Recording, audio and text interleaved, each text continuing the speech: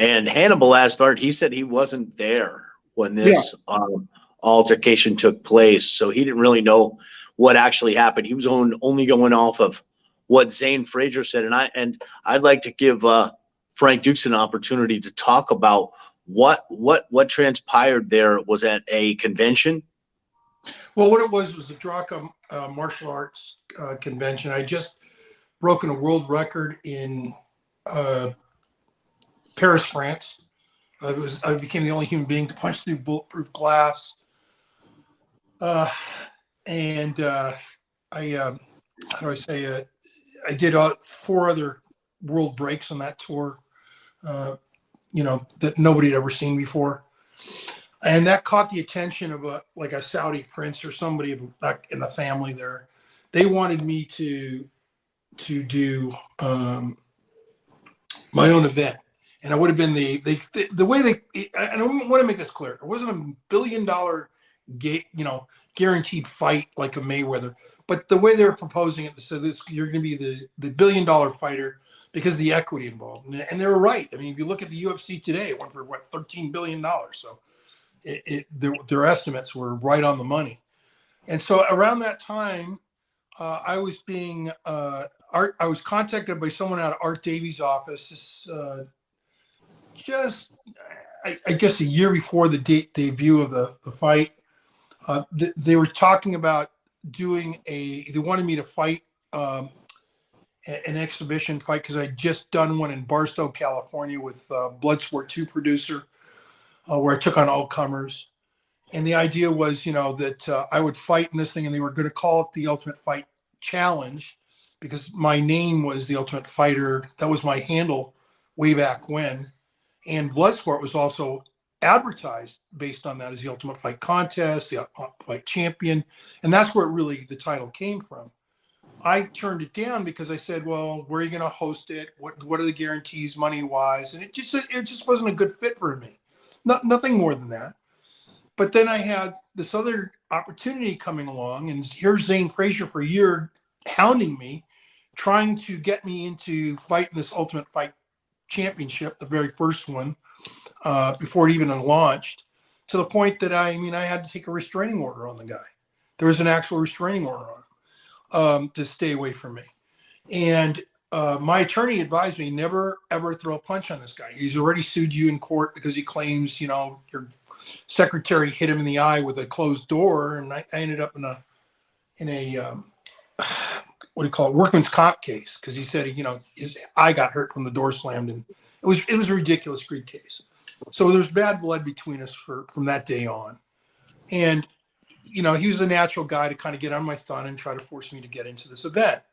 When we're at the event, here comes Zane with an entourage of guys. And he's doing this Mau thing, and it's like out of wrestling. Oh, you said I hired a killer to kill me and my wife. And I'm like, well, if I said I hired a killer to kill you and your wife, what are you doing here? And why aren't the police here? It's that simple. And it was really obvious it was a publicity stunt. It was really just to get attention. And he had already been asked to be in the fight. And he actually admitted it on a Bob Carson's show at one time. That's one of the reasons Bob and me met. He was on the show there previous to me. He even said he was asked a year before to go on to this fight and how they approached him. So, cutting to the chase, the guy, I embarrassed him. I said, you know what? You really want to fight me, Zane? There's a ring right there. We can step into it right now. Forget all this. Well, that was counterproductive to what the reason he was there for. And that was to get publicity for this event. So he got all heated up. People were laughing at him. He came back like 30 minutes later with brass knuckles. And while I was bent over signing an autograph for a kid at just setting up the booth, he hit me from behind. And it shows in my medical conditions. I had I have 4 square indentations in my skull from being hit with brass knuckles. But in all fairness to Zane, and show you where I try to keep my integrity, the fight didn't end with Zane. It ended with another 3-4 guys jumping in on me, and any one of them could have possibly hit me. That's why he never got charged. Okay, I want to make that clear. They couldn't identify who was the actual person who hit me with the knuckles, so therefore he got a pass on that. He was arrested. I was never arrested, although when you look at the way people portray it in the press, we got in a fight over a business deal. No, we didn't. I was hit without warning. The CCTV cameras captured it. The CCTV cameras captured me fighting off 4 top fighters of the UFC. I won't mention their names because it's obviously a publicity stunt went bad. I'm not going to hurt somebody reputation who may have made a mistake in their life. That's just my character. I know what it's like to be a fighter. I know what it's like, the games you have to play to kind of get attention and get in that and have a career. So, I always have a fighter's heart. I always think of the fighters. I'll protect them as long as I can. They know they made a mistake. And that's it. And I held my own against them. I ended up with a tremendous judgment.